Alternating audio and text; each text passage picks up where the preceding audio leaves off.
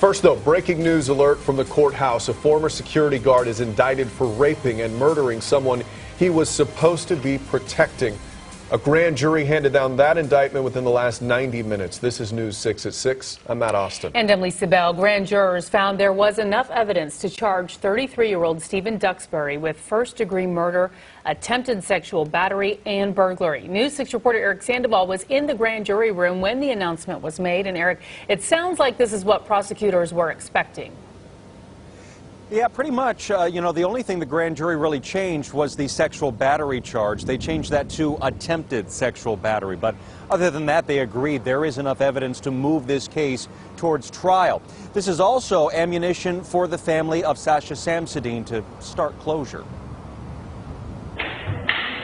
One of the key pieces of evidence that prosecutors had in today's grand jury presentation was this surveillance video taken at the Uptown Place apartments.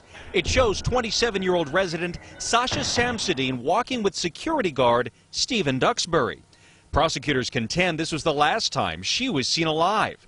2 days later, her body was found inside her apartment. She'd been strangled, wrapped in a comforter, and doused with bleach. Today, State Attorney Jeff Ashton and his team presented this evidence and more to grand jurors. News 6 was there as they announced their indictment of first-degree murder, attempted sexual battery, and burglary. If the state's going to bring this as a capital case, they've got to bring this before a grand jury. They've got to go ahead and get an indictment. Legal analyst Kramer says today was a good first run for prosecutors. He says it was a good chance for them to see how some of the evidence was perceived by jurors.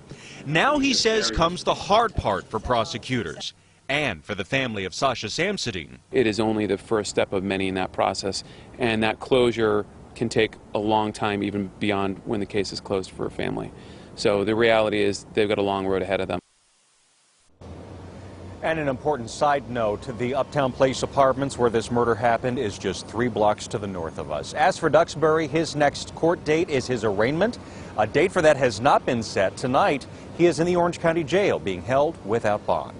We're live at the Orange County Courthouse tonight. Eric Sandoval, News 6. Lisa, Matt. Eric, thank you.